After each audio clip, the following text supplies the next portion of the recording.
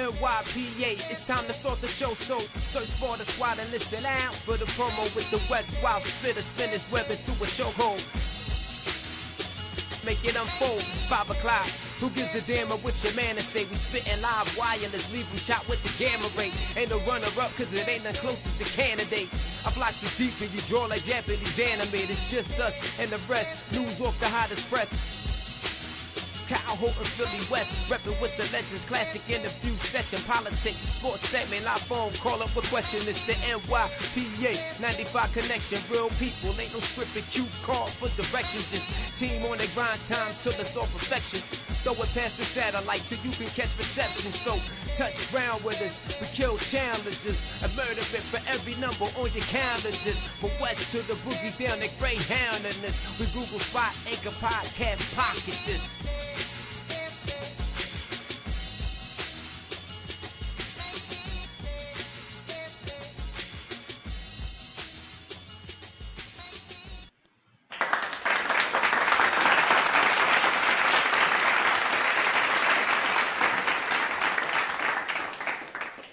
Welcome everyone to another episode of NYPA Entertainment Radio. It's your boy KG, broadcast from the NYPA studios on the Thanksgiving Day weekend. Hopefully everyone has some safe travels while you're heading back home, or made it home safely, hopefully, and enjoyed your time with family and friends, and enjoy the great feast and breaking bread and fellowship amongst one another.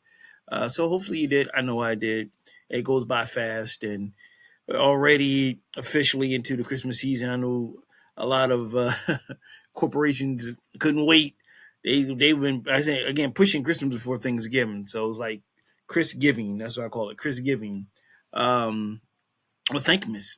Either one. I trademarked that one as mine. So hopefully, again, you guys enjoyed each other as we go into the month of December.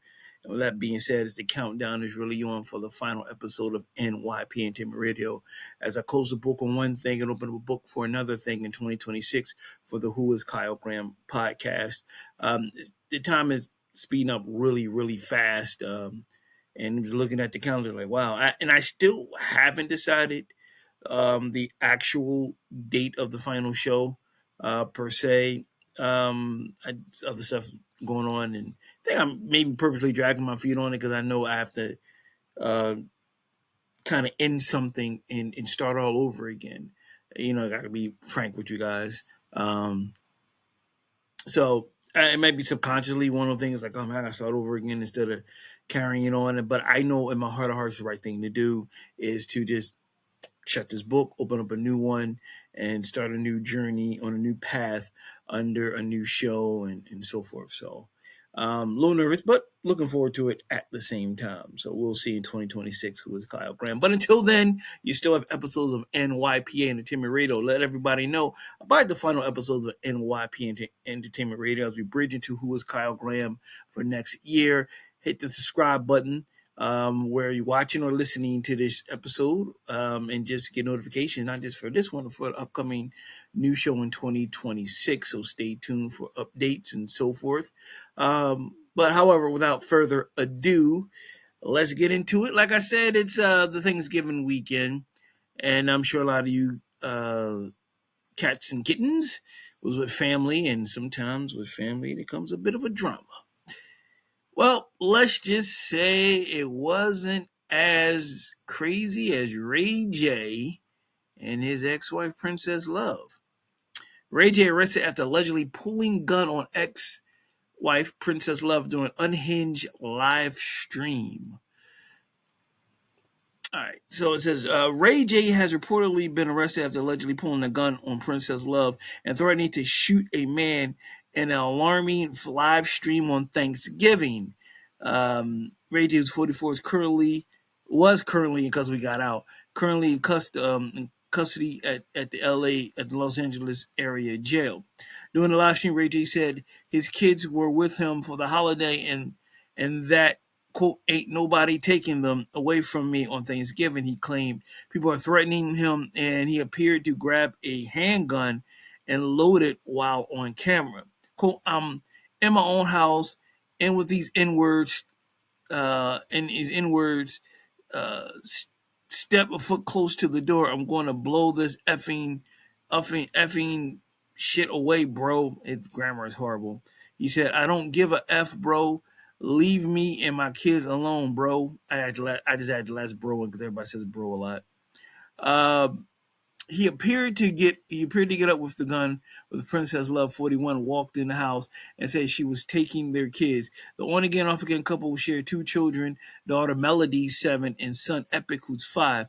As Princess picked up who appeared to be Melody, Ray J accused her cousin of being drunk. Drive drunk, Princess, he told her. Want to take my kids and you and your drunk cousins, cause y'all drunk as F, y'all alcoholics. Take my kids, then go ahead. Princess then repeatedly accused him of pointing a gun at them. She also called him a woman abuser and delusional. The situation escalated as he refused to let her take their son, and then another man's voice was heard. Ray J told him, I swear to God, I'll shoot the F out of you. A scuffle appeared to ensue off screen, and Ray J was heard repeatedly saying, I'll kill you, bro. Uh, Wait a minute. Let it pop up at the wrong time. The man was heard saying he was trying to help Ray J out, and he appeared to try to de-escalate the situation, telling him, let's chill. The background audio captured a child crying, and police appearing to enter the scene. I seen this the day of, and let me stop there because there's more at the bottom. Sources said the cops got a call around 4 a.m. that came in as a possible domestic violence incident involving threats. Officers repeatedly arrived, cleared the residence, and took the suspects into custody. Radio Rep didn't immediately respond to this article's request. Princess Love filed for divorce from Ray J back in February of 24 for the fourth time. It marked their fourth divorce attempt since May 2020, and they have continuously dismissed their previous requests while working through their differences.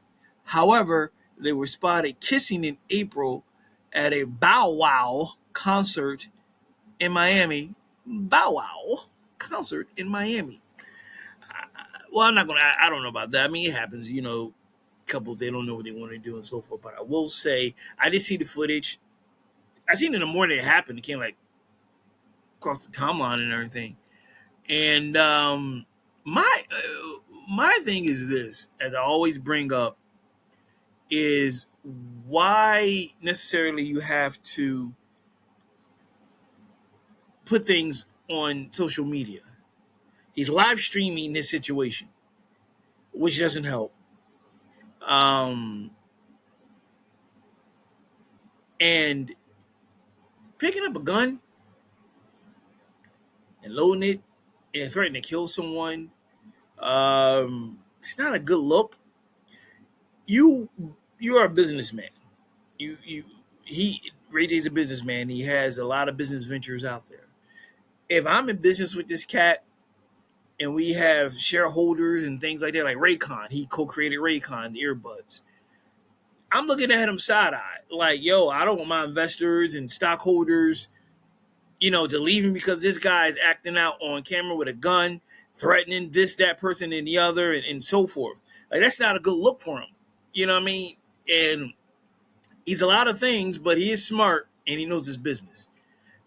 But in this situation, it's backwards. Like, you don't want to. It's bad enough as African American male, we already a stereotype. Period. We walk down the street, we're already stereotyped. Period. No matter what, we don't need this to escalate it in a corporate world where investors and stockholders don't want to do business with you or any other African American male because they may think, oh, you know how they act. They did when one person do something, they lump us all in the group and think we're all going to do a stereotyping. And I'm like, and your father, you have 2 young kids. You got to act better than this. You don't need to live stream it and all that stuff. That doesn't help. It makes matters worse. Whether they were drunk or not, which sound like you might have been on something because you decided to live stream. Now, Princess Love came out later on that day, and of course, her story was different. She said the male was her cousin's husband who tried to de-escalate it. She went over to his house per his request because he wanted to have Thanksgiving with his kids. She wasn't going to leave him alone, so she was going to make the dinner and they have Thanksgiving. together, so forth. So something triggered whatever, and then exploded in a very bad way. And it's we got two little kids involved. It's not good. 7 and 5 years old. They're crying. They don't know what's going on. I mean, later on, when they get older, understand it. They're gonna have questions. You know what I mean? It's just not a good look altogether. It's his side, her side, and everybody collectively somewhere in the middle is the truth. I don't know. I'm just worried about the kids being affected by this, his business being affected by it, because like I say, he's a lot of things, but he's a smart businessman, and he has a lot of business ventures out there, and this could fracture them big time because no one this is publicity you don't want. So I can imagine the first board meeting come Monday morning, everybody get back from the holiday break, and they're asking questions like, "What's going on?" Stocks could fall, investors could pull out. They don't need this negative press. They need this negative attention from someone they're partnering with. They don't need that. Now, I'm not saying you got to be perfect, and I'm saying the stockholders and other shareholders, whoever, are perfect in their life, but it's not in the public eye. It's not live streamed. It's not on social media or whatever the case may be. So at the end of the day, you got to be mindful of who you are in general, not just your status of your name, but the fact that you are a businessman, you are a father. This could be handled better. Pulling the gun out, threatening people, saying I'll kill you, that could come back and bite you in the ass in some shape or form. Now, in terms of their relationship on again, off again, that's their thing. This, God forbid, if they don't work on themselves, and I'm saying themselves because I don't know what she's doing. I mean, it could be her, also, it could be both of them. They got to work on themselves individually, and learn how to co-parent, because you got two young kids in the single digits, and they need you both. We don't need a crime of passion to jump off. We don't need none of that. You know what I mean? We just, whatever's going on internally, individually, work on yourself. And then so you can be a better person, a better parent for both your son and daughter. That's the thing. You don't need to be out here endangering your own life, others, and then messing up. You got messing up your kid's future by kind of burning down your own business, because no one wants to do business with you because they scared to get in business with you. They're scared to invest in something you may come up with. And that's something you got to remember. Life be life, and sometimes you didn't think about that at the time, but it's something you have to definitely consider. That's something you have to keep in mind, that others are affected by your actions, especially when you're in this position of who you are. So hopefully, Princess Love, Ray J, straight on my camera, they can find peace within themselves, find peace with each other, and just at least, you ain't got to be the best of friends, but at least co-parent together. Divorce, get that shit final. You do your thing. You do you but you got to find some peace within yourself first. Then work on each other, at least being cordial enough to co-parent your kids, because that's more important than anything. You got a 7-year-old and a 5-year-old. They need you. They're in single digits. They don't need to be threatened to be taken away or anything like that, or one person end up in prison, or even worse. So it's something that they both have to work on each other individually. Stay away from each other for a bit, work on yourself, come back, work on each other, co-parent for the kids. That's my opinion. I think that's something they should do, because it could escalate to something much worse than what it was on Thanksgiving. All right, moving on. What else? I had a couple of. I think I have a few double bubbles. I got a few double bubbles, but before I do the double bubbles, I'll do single joins. Here, I got a nice little quirky one here from. Let me wait till it pulls up first. Okay, here we go. From the purple one himself, Prince would allegedly only eat pancakes for days when he stayed at LA Hotel in the early 2000s. Prince allegedly had an interesting order when he was staying at a Los Angeles hotel in the early 2000s. Um, in a recent article, in a Vanity Fair oral history of the early aughts of Los Angeles club scene, Jason Pomerant, co-founder Thompson Hotels Group, claimed that the Purple One would eat a certain breakfast food repeatedly when he stayed at at a LA hotel. Excuse me, I gotta pop up here. At a I get out, y'all. LA hotel, which was likely the Hollywood Roosevelt Hotel, where Prince was known to were known to be there frequently. According to Pomegranate, Prince would Prince would come in and just start playing a random solo show at Teddy's at the Hollywood. I get out, y'all. I'm stammering. At the Hollywood Roosevelt Hotel, easy for me to say, until 4 or 5 in the morning. He noted that the Purple Rain hitmaker did so just because he felt like he just come down, start playing it 4 or 5 in the morning, just playing it, just entertaining people, entertaining himself. And these things were regular occurrences, said Pomerant. If you weren't at the Prince pop-up show, or you weren't there, then Courtney Love showed up and it was gone. He noted that Prince would stay in the penthouse for what was likely the Hollywood Roosevelt Hotel, which they allegedly had to redecorate to his specifications of white shag rugs and purple. They had to redecorate it to white shag rugs and purple. Wow. Pomerant added that Prince would only eat pancakes for days while he stayed there.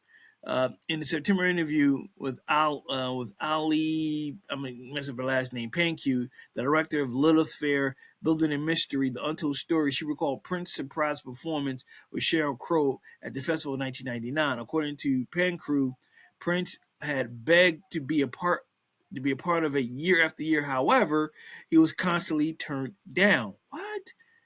He had really outsized requests. She said in the interview, and Lilith was very equitable. Everyone had the same size dressing room, and no one had this crazy writer. Had this crazy writer. Panku noted that everyone in Little Fair, I get it out, got the same amount of stage time, and things were very collaborative and equal. His demands didn't match that, she said. When Prince had the opportunity to duet with Sheryl Crow, who was 63, on Every Day is a Winding Road, he let his demands fall by the wayside. He was like, fine, I won't need any of that. I just want to come play Little Fair. I think that was surprising just how mainstream and cool it was, and that people was actually working music, understood the volume, and how cool the performers and the artists were there, said Panku. The shag rug and purple thing, and I, of course, we all heard so far. I don't know, no, not so far. We have heard a lot of stories, whether it's from Charlie Murphy or individuals of Prince's, how can I say, obscure? I would say obscure, a little abstract demands on certain things. So I can imagine a little fair what he asked for. You know what I mean? Like, if you got to go in and redecorate your penthouse, and where you gonna find white shag rugs? But it's Hollywood, you're gonna find it. And everything is white shag and purple, so you gotta maybe redo the like cover the couches up, maybe paint the walls. Seriously, he's paying a bundle. I'm sure he's paying a lot for it, and you just gotta redo it to fit him. So he's up there for how long? Then he leaves. He come back. You gotta make it normal again. And if it's and as far as the pancake goes, maybe the pancakes are dope as hell. Maybe they fluffy and soft and buttery, and maybe got the best ones there. You know what I mean? Because look, you and I know if we like something a lot, if we have access to it, we damn near gonna pretty much eat it every day. You know what I'm saying? Whatever it is, whether it's good for you or bad for you. If it's something's good and somebody know how to make it well, and you hit that spot up every day for breakfast, every day for lunch, every night for dinner, you order it, or at least not every day, but like the weekend or once a week, you get the same thing. Why? Because they know how to make it. They make it good. They know how to, especially if they know you. They might add a little finesse to it. You know what I mean? Like, oh, this is so and so. Let me add a little extra to it. And maybe, like I said, they had probably one of the best pancakes he ever had in his life. He loved pancakes. You heard what Charlie Murphy said when they went to play basketball.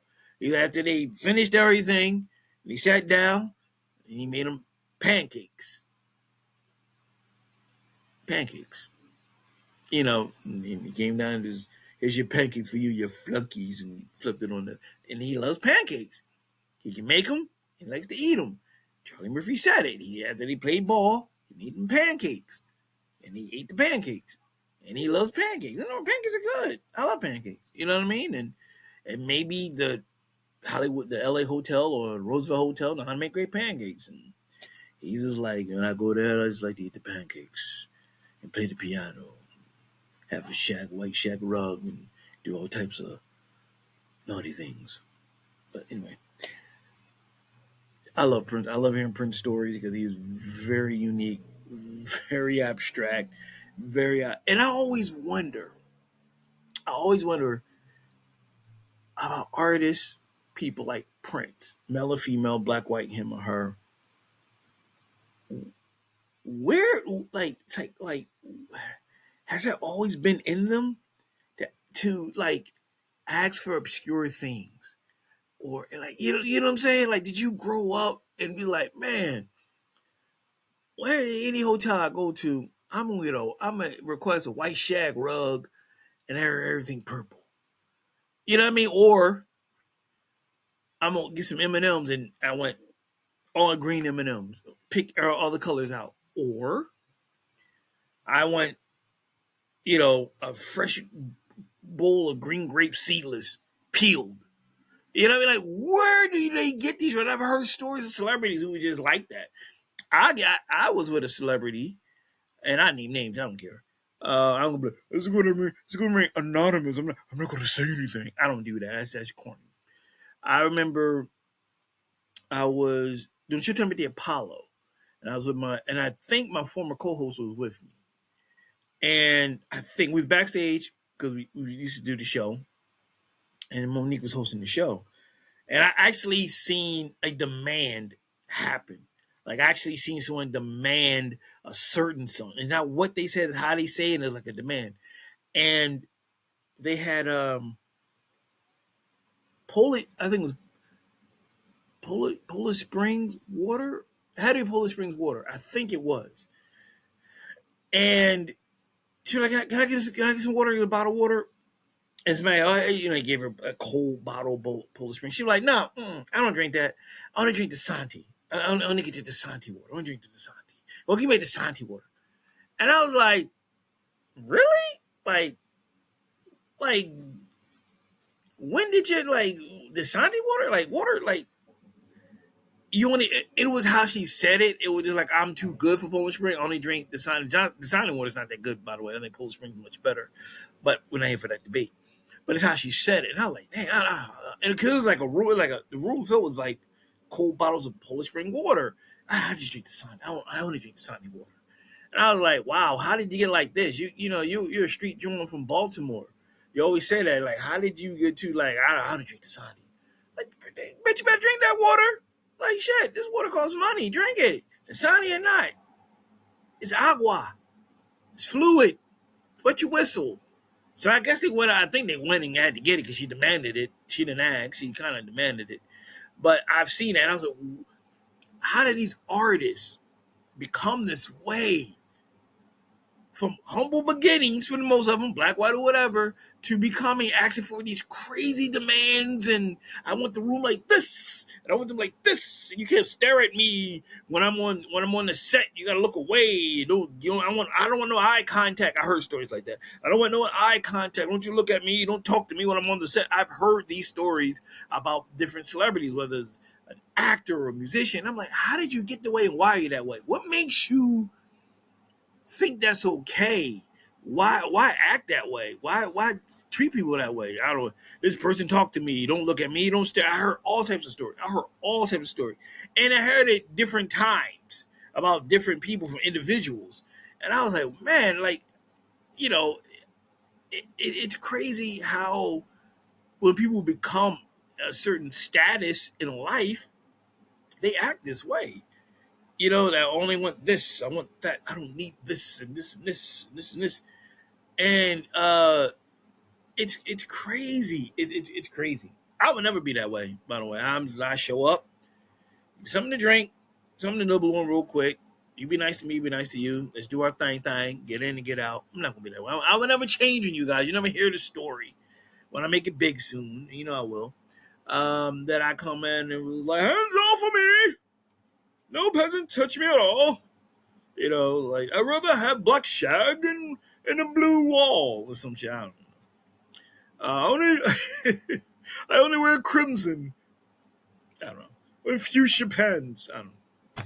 But I don't understand. I don't get it, man. I just don't. I don't understand how people act that way. Like they get it. Like, you know, you hear about they come from humble beginnings. I don't understand. Or when a fan meets you in the right way, the fan meets you, very humble fan. Like, hey, how you doing? So and so and so and so, and they thumb their nose at the fan. You know, they kind of rude with the fan. You know, and I get it. People have bad days. Let's put that to the side. You're not having a bad day. You gotta remember, if the fan comes up to you nice, because there's some asshole fans that are just assholes, but the fan comes humble, hey, how you doing, Mr. So and so, whatever. These fans are the reason why you stepping out your Jaguar. These fans are the reason why you eating fancy restaurants and got your nice house and got your endorsements and all that stuff. Because the fans are cheering you on. The fans are putting money into the system for you to get paid to continue what you're doing. The fans are everything. That doesn't mean you gotta kiss their ass, because there's some asshole fans. But I'm talking about the nice fans who come up to celebrities who just genuinely like, can I get a picture? Respectful. They get shit on sometimes, because a lot of some of these celebrities get very cocky, arrogant, smelling themselves. As my mom was say, smelling yourself on that high horse. You know what I mean? So I always just wonder what changes in their dynamic for them to like ask for high demands, especially rock stars. You know what I mean? Like I want to do like little fair. I can't get that word out. Or any festival, you have set times. Then you have a bigger artist who's been around a long time who acts like everybody can say everybody get 15 minutes. You got a bigger artist or who's hot at the time who's like, I demand 30 minutes, I got the number one record, I don't care. Like, where does that arrogance come from? Like, why? Humble yourself, because all that can go like that. You know what I mean? It can go away. I'd always be like, humble yourself. Just like be appreciative that you're there. Humility to go a long way. You know what I'm saying? So I just wonder, I always wonder, where did that come from with artists? I just, if y'all guys know, let me know what y'all think. Get at me and just let me know, please. All right, moving on. I have Star Search Netflix reboot tapped Anthony Anderson to host, sets for a January release date. Netflix upcoming reboot of Star Search has named Anthony Anderson as its new host. The new iteration of the talent competition series will premiere on the streamer on January 13th, 2026, with episodes airing live Tuesdays and Wednesdays at 9 p.m. Eastern Standard, 6 Pacific. Episodes would include real-time voting for viewers to help pick which contestants advance in the competition. This will not be Anderson's first hosting gig. He was previously guest hosting shows like Jimmy Kimmel, Entertainment Tonight, and The Late Late Show, as well as leading award shows in the Emmys in 2024, the NAACP Image Awards for nearly a decade, and his own Food Network show Eating America with Anthony Anderson, among others. As an actor, Anderson is known for starring in the hit ABC comedy Blackish, for which he received 7 Emmy nominations and 2 Golden Globe nominations for Best Actor in a Comedy Series. Of course, he didn't win because he's black. His film roles include The Barbershop franchise, Hustle and Flow, and The Departed.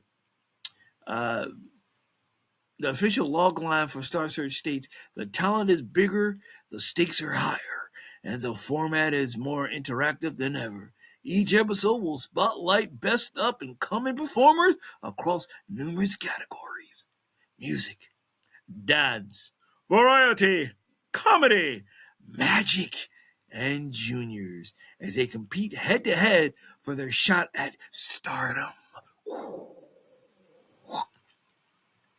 With a arsed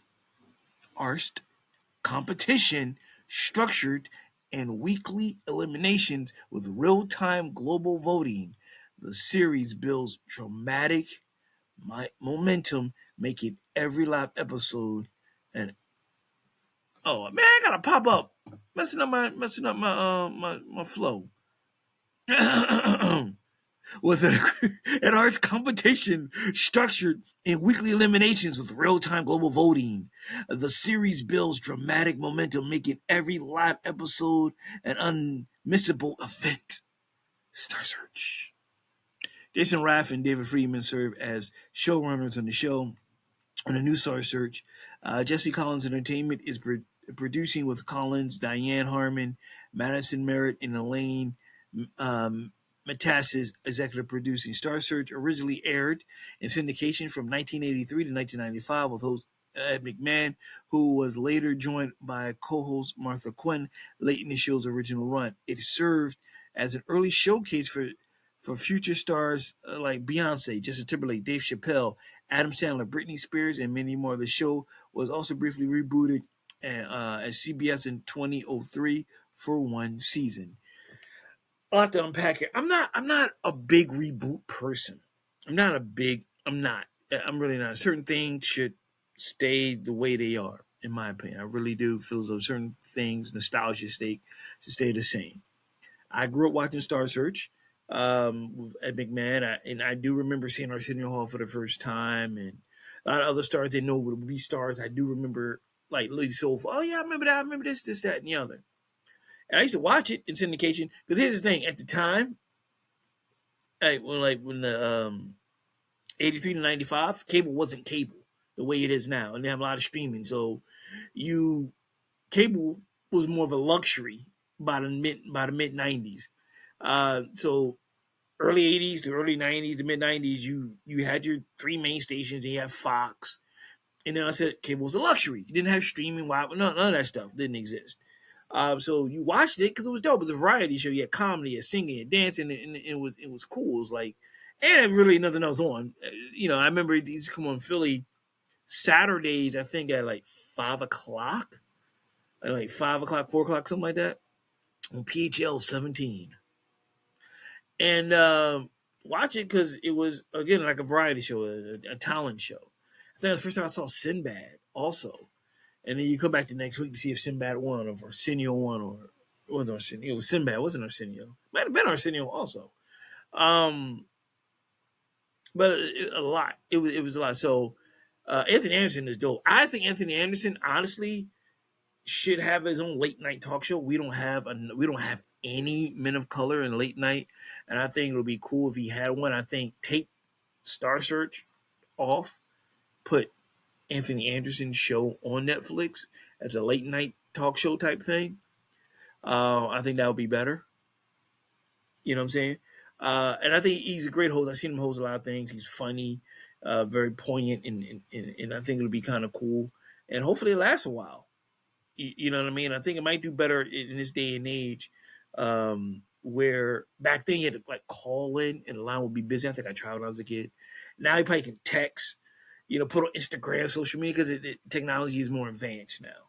So I think it's cool. I will definitely take a peep at it. I'm curious to see how it is. But I was a fan of Star Search growing up. And I said I'm not a big fan of reboots, especially stuff that I was a fan of for nostalgia's sake. Sometimes it takes away from it when you reboot it. But I think it should be. I think it'll be cool. January 13th. Okay, I think I'll take a look at it and let you guys know. Maybe I won't be able to let you guys know because I'll still be putting together who is Kyle Graham. But the show will still be on by the time who is Kyle Graham will be aired. So let's look peek behind the curtain. So it won't be right directly in January. It'll be a little bit after January. You'll see. Anyway, but check it out. Let me know. You can have me on social media. Let me know. Instagram at NYPA, which is going to change soon. NYPA ENT Radio, or hit me on Facebook at Kyle Graham and let me know what you think about the new Star Search happening and Anthony Anderson as a host. I think he's going to do a great job. I think he's um, I think I met him once. I think I did. I think I came across him once. Anyway, I think he's going to do a great job. So check it out. Star Search in January 2026. All right, I got some double bubbles. Well, let's start with let's start with T-Pain. T-Pain calls out friendship with DJ Khaled as he details a lesson he's learned in the music industry. Nobody is your brother. Mm, mm, mm. A Club Shay Shay interview released right before Thanksgiving for the 1-year-old Buy You a Drink artist was asked what he's learned throughout the 20 years in the industry, in the music industry. Um, nobody is your brother, he said to Shannon Sharp on Club Shay Shay. After Sharp 57 advised T-Pain not to take it any further, T-Pain doubled down and said, "Nobody is your brother. Everybody's your brother while they can use you. This is the quickest. This is the quickest and the most consistent thing that I've learned through this whole thing." When asked if he had to learn that the hard way, T-Pain agreed, later name dropping the Wild Thoughts producer 50. Anytime you need me, I'm here for you. Anytime you need me, but nah, bro, is that is that brothers shit. Nobody is your brother. I've had DJ Khaled and everybody done told me I'm your brother. He claimed, do not believe that shit. T-Pain, who collaborated with DJ Khaled in 2010, All I Do Is Win, suggested his stance is nothing new. It's very apparent DJ Khaled knows how to move. He knows how to do things with different people. The bartender singer continued. Still, he clarified, it's not a DJ Khaled type thing. They just the first person I could think of. The singer went on to say there's been so many people he helped during his years in music, and in most cases, those individuals are not reliable friends, despite calling him a brother. You're my brother, he said, and then none of that shit was reciprocated. None of that shit came back. None of that shit meant anything. When people tell you how much you mean to them, don't go grab onto that, T-Pain, and taking a moment as he appeared to become emotional. When people tell you how much they mean to you in return, that shit, the shit you that's the shit you gravitate towards. Let me stop there. Sometimes when people talk a certain way and they type it out, it's their grammar. It's not me reading. They kind of block stuff out, and sometimes people talk more slang than normal. So I apologize if it seems like I can't read, but sometimes their grammar don't sound right, and I think people trying to transcribe it can't keep up with them or don't understand what they're saying. You feel me? And I will continue. DJ Khaled has not publicly addressed T-Pain's remarks as of Wednesday evening. Wednesday Club Shay episode was the first time T-Pain has spoken out against industry peers. In 2021 Netflix series titled This Is Pop, T-Pain claimed that Usher told him that his auto-tune songs kind of fucked up music. I thought he was joking at first, but then he was like, "Yeah, man, you really fucked music. You really fucked up music for real singers," T-Pain said in the series. Excuse me. The remark sent him into a 4-year depression. Like the Can't Believe It singer said, Ursher later said he and T-Pain had to talk about the situation, and they were good. Private conversations for me have always been intended to uplift. The Confessions singer told Billboard in August 2021, when when or if people got pieces of it, they can always have some other interpretations. Here's the thing. I'm gonna say something about Club Shay. Shannon Sharp is probably the biggest punk I've ever seen. He'll ask a question, and then when somebody was going to detail, he'll show, no, you don't got to go in detail. I'm like, well, why did you ask the question? And then he'll say, you get mad at me. Well, let them get mad at you, dude. It's an interview show. Why do you get mad at you? You got to ask the questions. You can't stop somebody from answering the question. Like, they got mad at him for the Cat Williams thing. You can't stop somebody from talking. Your job is to host. Put the spotlight on and let them talk. Why people get mad at you? Because you let them talk. You can't control what people do. Your job is to give a platform for somebody to talk. If they want to run people to the ground, let them run to the ground. You can't stop them. You can't step in. Like, hey, this is their opinion. I'm letting them talk. One. Two, it seemed like, and I saw the clip that Shannon was trying not to let him go down this rabbit hole and shit on Khaled because Shannon sounded like a little punk himself. And then he cleaned up. No, I'm not really talking about the Khaled person. No, you were talking. And it's okay. He asked her a question. And here's the thing people got to understand in general. When you ask someone a question, don't get mad at the answer they give you. Why? Because you asked them a question. What answer you want them to give? You want them to lie to you? You know what I mean? So when somebody asks me a question and I tell them my honest opinion, they get mad. Well, you asked. Don't ask the question you want the answer to. You want me to bullshit and lie? What type of friend is that? What type of person is that? You know what I mean? So the whole point of hosting the show is asking the tough questions. Now, if they choose not to answer it, then that's fine. But your job is to answer it, and don't stop them. Don't put a muzzle on them. Let them talk. Let them say what they got to say. Simple as that. And his experience is his experience, and he has the right to speak about it. And y'all get mad, people get mad. The Ursher thing, that sounds kind of harsh, but I think it was maybe out of context, possibly. And again, it's Ursher's side, it's T-Pain side, so we're in the middle. Everybody all together is the truth. So maybe it's brought out of context, maybe you took it the wrong way, who knows? But it's some harsh shit to say. I never was a big Auto-Tune fan, and it only like maybe one or two songs by T-Pain. By the time when he was red hot, I wasn't a T-Pain fan. And he actually has an awesome voice. I heard him sing without Auto-Tunes years ago. I was like, this dude got a voice on him. Like, he has a great voice. I don't know why he didn't use that. He really has a great voice. But listen, only he knows from his experience with people. And people might not want to hear the names, but it's like, you ask a question, this is my experience with this person, this guy treated me this way, this person treated me this way, and this is how I feel about it. And it's okay to feel what you want to feel. That's your feelings. It's okay to speak on that. That's okay. We should not get bent out of shape because someone doesn't like what they said about an artist of yours. You guys, that right. He knows them. You don't. He worked with them. You didn't. So, that's his experience. That's his experience. So I don't see what the problem is. Staying with T-Pain.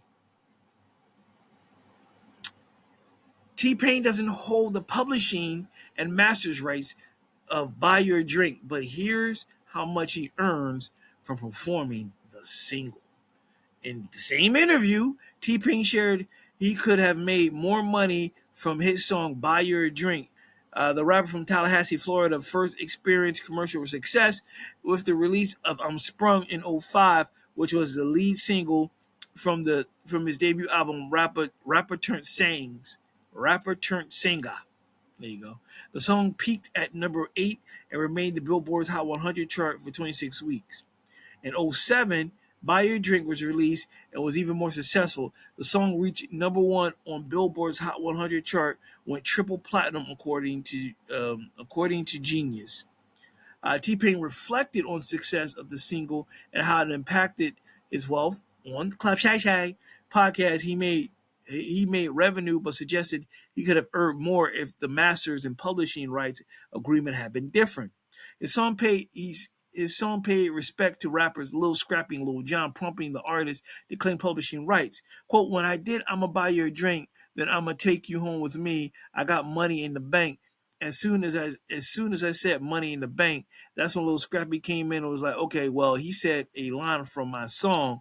Lil Scrappy had the song at the time, I got money in the bank, shorty, what you think? So at the beginning of the song, when I say snap your fingers, do your step, you can do it all by yourself. Then Little John came in. Little John came in, well, since this song is doing well, don't mind if I do. T-Pain shared in the interview. I thought I was paying homage, and then the people that could take advantage, I'm doing it again. I thought I was paying homage, and then the people that could take advantage of it, they took advantage of it. But the thing was, they took advantage of the publishing and the masters of it. He continued. T-Pain added that he does not believe Lil Scrappy and Lil Jon were directly behind it all, but rather their publishers. Lil Jon probably still don't know that we went through the whole. I'm doing it again. Lil Jon probably still don't know what we went through that whole thing. He said.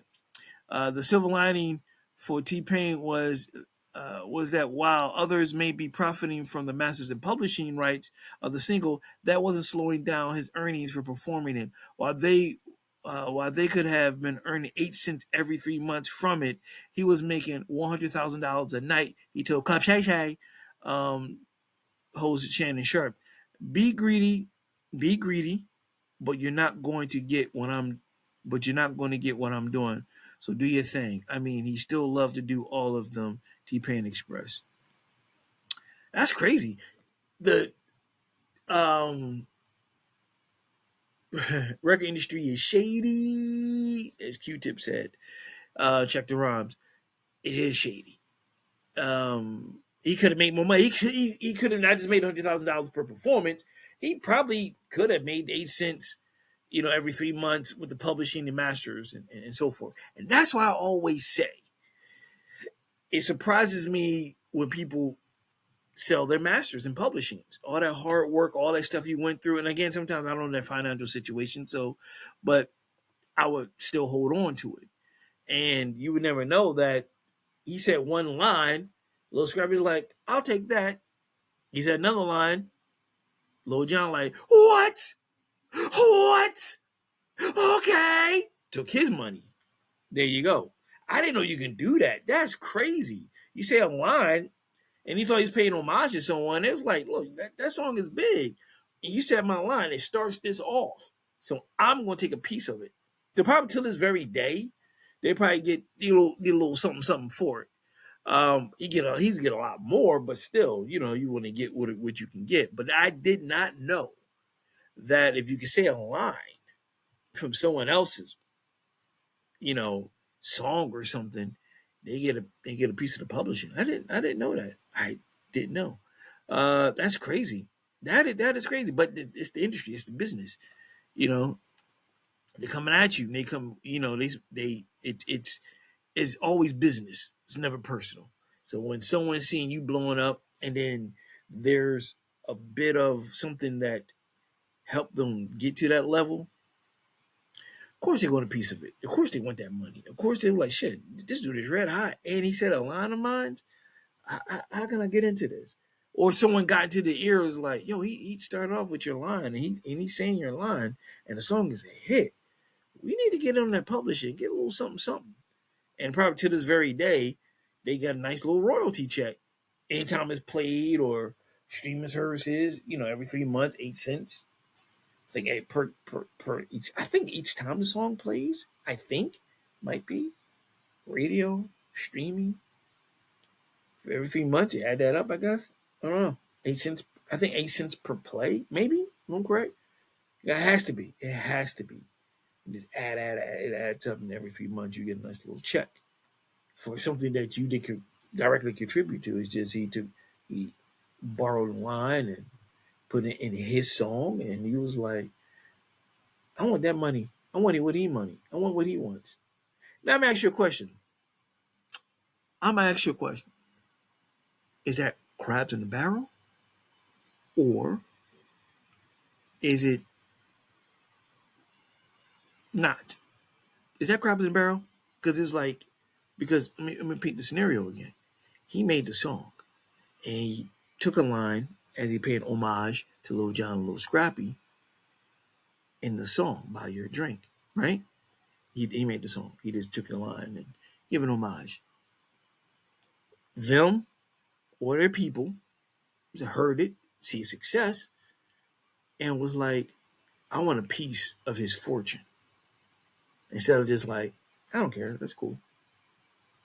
Let him do his thing. So my question is to you. Let me know. Seriously. Comment, whatever, on YouTube, comments, whatever. Get at me on social media. And I want to know this answer. Is that considered being a crab in the barrel? Where they could have just like, let the man have his fun. Let the man make his money. There's enough money out here for both of us. Or it's like, he's making money off a line he borrowed from me. I want a piece of that. So is that crab in the barrel or not? Let me know and explain why you think it is and you think it's not. Is it crab in the barrel? Just want to know. Just want to know. Eventually, this will be live streamed, so I'm gonna get your live updates when I can do Who's Kyle Graham. But I want to know. Get at me. Find out. Let me know. Is it crab in the barrel or not? It's a business. Think about it. All right. Moving on. Let's see. Let's do with. I got a double bubble, quadruple bubble. It's not a word. 250, 50 Cent Jawn about Diddy and Diddy himself. So let's start with Diddy alone. Then we're going to end it with double bubble 50. As I say, double bubble. Diddy gave 1,000 inmates the bird. A little tongue in cheek. An article. It's cheesy.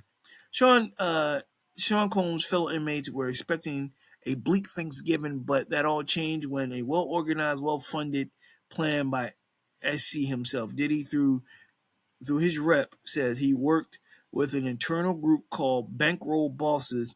He and others bought food from the commissary, spent 2 days preparing it, and distributed it to every housing unit at Fort Dix. Diddy told us Thanksgiving to me is about making sure other people eat. Everybody misses their family. People get depressed during the holidays. We just want to come together as a family and do our own thing. Prisons typically do a bare bones Thanksgiving, run a minimum in and out service.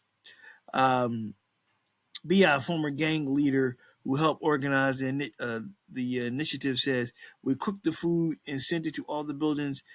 Enough for about 200 people each building. It took 2 days to prep everything. There are obstacles: no stoves, no microwaves, and inmates preparing the food use ID cards for cutting. As for the menu from the prison itself, turkey roast with trimmings, mashed potatoes, corn, and dessert. Combs seemed to be acclimating. There is a lot of misrepresentations about prison. There's a strong brotherhood. We all look out for each other. It's nothing but a positive thing. Adding, it's like a little bit of home in a dark place. Did enter Fort Dix, New Jersey, October 30th to serve his 50-month sentence of violating the Mann Act. Why not? Why not? Seriously, why not? Why not? I don't see anything like that. Listen, not everyone in prison is bad and evil. People have made mistakes, and I'm not talking about murderers and and see why not? He's trying to, I think, make himself feel good again, make himself feel like a human, help people out. Why not? Give him a good meal, keep everybody calm and cool, not hostile. You know what I mean? Everybody just whatever. He's not with your family, you're not with your friends. Try to get at least a decent meal, and, break bread and fellowship and so forth. I don't see a problem with that. I say, why not? People read too much into this. They're human beings also. Why not? Let them try to do something nice. I don't see an issue with that. I really don't. I don't personally. Like, all right, well, shit, why not? You know what I'm saying? It's like just eating and fellowshipping and keeping everybody cool, calm, and trying to keep morale up. And I don't mind this devil's playground. I guess keep people's minds occupied and it's something to look forward to. You know what I'm saying? So I personally see an issue with that. I think that's kind of cool. And again, I say, why not? You know, staying in the world of Diddy, 50 Cent settles assault lawsuit days before release of Netflix docu produced about Diddy's crime. Curtis Jackson III, the rapper known professionally as 50 Cent, has agreed to settle a lawsuit accusing him of assault just days before Netflix is set to release the documentary produced about Sean Diddy Combs. Guadalupe de los Santos filed a civil complaint against Jackson earlier this year, accusing the rapper of assaulting him in Los Angeles, a copy of which was obtained by this article. In the complaint, De Los Santos alleged that in September 2024, Jackson's SUV came up behind him while he was waiting at a traffic light, and as it approached him, the front passenger door suddenly and forcibly opened without warning or provocation and struck him on his left side, knocking him and his scooter to the street. De Los Santos alleged in the complaint that a occupant of the SUV at defendant Jackson's direction opened the door to intentionally strike him. The complaint sought damages for assault, battery, and intentional infliction of emotional distress and negligence in an amount to be determined at trial. Gloria Alfred, who is representing the plaintiffs in the action, had initially filed the lawsuit in the Los Angeles County Superior Court, but in September it was moved to the United States District Court for the Central District of Florida. Jackson and his attorney had filed a motion to dismiss, and a hearing had been set for December 22nd. But the two sides managed to settle the matter a month early. A motion filed on November 25th announced that De Los Santos and Jackson reached an agreement in principle to resolve all claims and were in the process of drafting and executing a formal settlement agreement. The move comes less than a week before Netflix released the 4-part documentary Sean Combs: The Reckoning, which is being produced by Jackson. Netflix said in a press release that the documentary will lay out the story of a powerful enterprising man and the gilded empire he built, as well as the underworld that lay just beneath its surface. That comes in the wake of Diddy's federal conviction of 2 counts of transportation of proposes a prostitution in which he is currently serving time. Okay, now I have a companion piece with this. Give me a minute and I will go. So, as mentioned,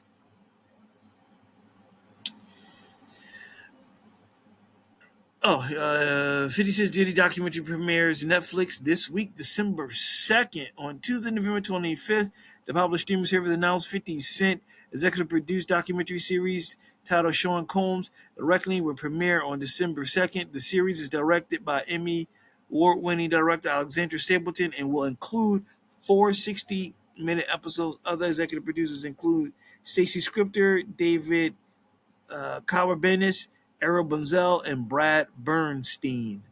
Through explosive, never-before-seen materials, including exclusive interviews with those formerly in the orbit, the doc will explore Puff's rise and fall.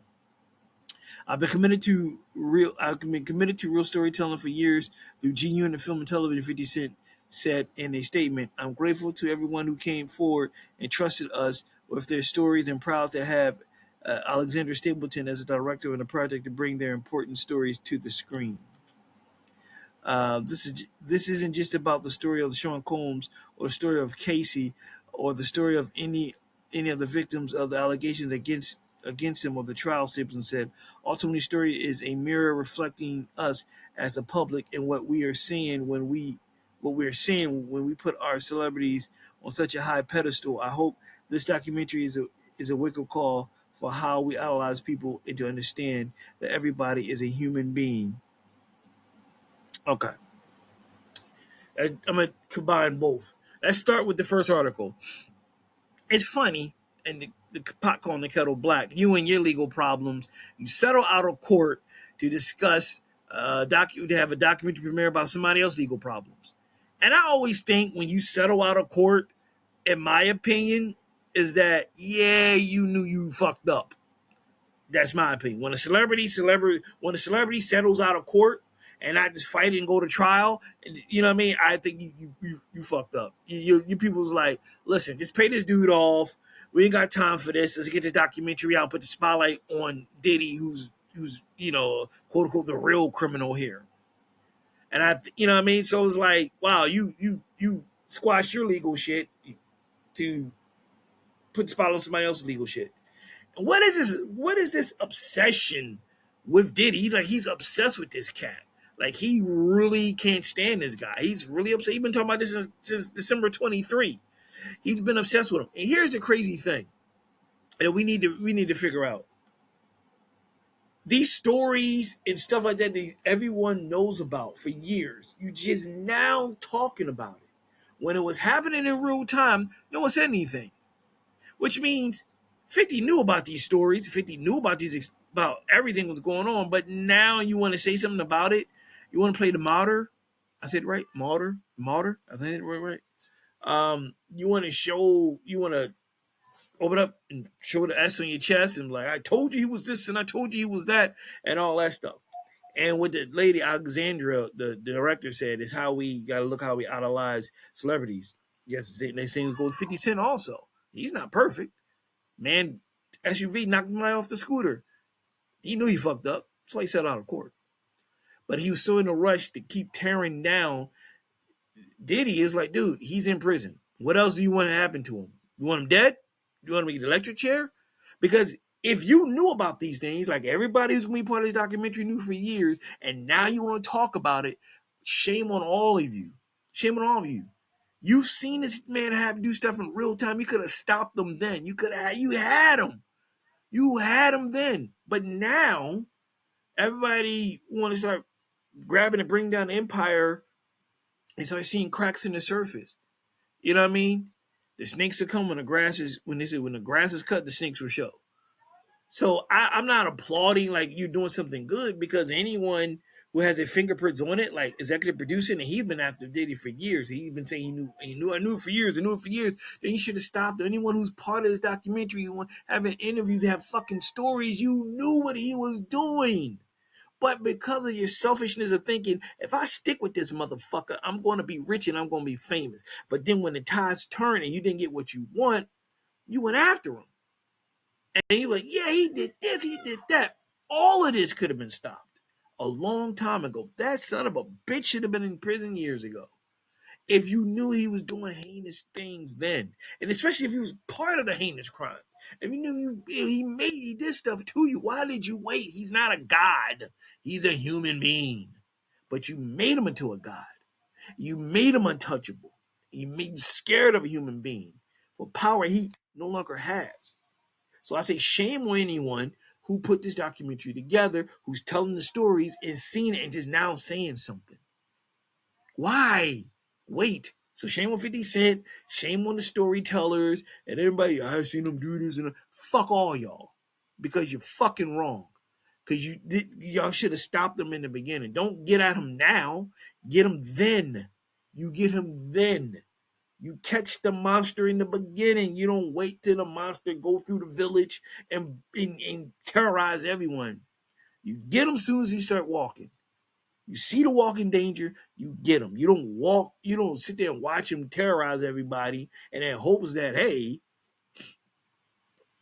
he'll walk past me. He ain't gonna say nothing. I got nothing to do with it. But then when it affects you, then there's an issue. I ain't watching that fucking documentary. Fuck that documentary. It's bullshit. Because it's going to anger me. Because all I'm going to continue to say is, why didn't you stop him then? Why didn't you stop him then? Well, he's alive. He's not dead. He's not a god. He's a human being. Why didn't you stop him then? Why didn't you stop him then? And I already know the answer. I don't care what anyone says. Because it clearly shows that they stuck with him and they were scared of him because they thinking, all right, if I stick with him, like I said before, he'll get me to where I want to go. You just turned a blind eye to whatever happened to yourself or to anyone else. So, and then 50 comes with these stories like, I knew he was like this the whole time. You should have stopped them. Then you could have said something. You know what I mean? Like, now all of a sudden it comes out and I don't want to hear it. I don't want to hear it. I don't hear that shit. That man ruined so many motherfucking lives is ridiculous. Whether it's allegedly or for real. The fact is, it shouldn't have got this far. It shouldn't have. He left so many fucked up people in his wake. Should never got that far.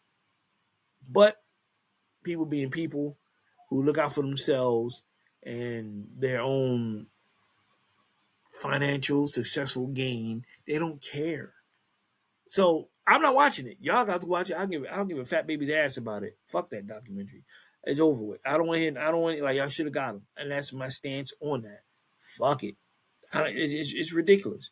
It's ridiculous. Like don't be crying on camera now. You could have stopped this motherfucker a long time ago. Don't start patting yourself on the back because you made this documentary to expose someone that could have been stopped decades ago.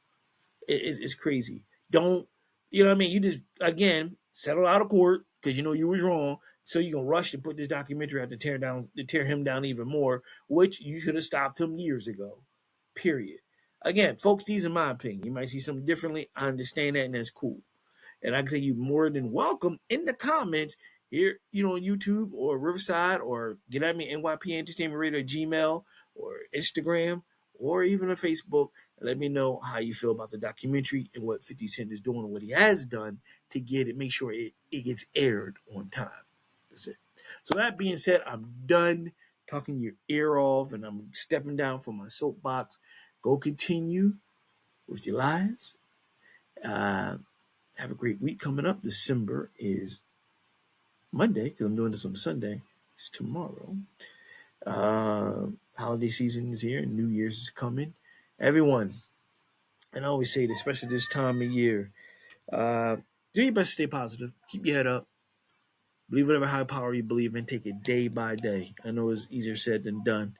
And I try my best each week from the time I started in 2010 until now and beyond, whether it's through this podcast, whether it's through the novel, to try to entertain you and get your mind off your problems for as much as I can, for us for an hour, 15 minutes, 5 minutes, 2 minutes, or 5 seconds. I strive to do that. Now, hopefully you are entertained, and like I said, a lot of stuff is my opinion, just what I feel. And the same way you have your opinion. And I would like to hear more from you guys. Let me know. Pass the word around by NYP Entertainment Radio and Who is Kyle Graham coming up. So again, everyone have a great week. Stay focused. Lord willing, I will see you here for another episode on the final season. It'll get closer and closer to closing the book on this show and getting closer and closer to open a new book on a much bigger show of Who is Kyle Graham in 2026. Ladies and gentlemen, boys and girls, show's over. Lord willing, I will see you next week. Have a good week, everybody. Take care.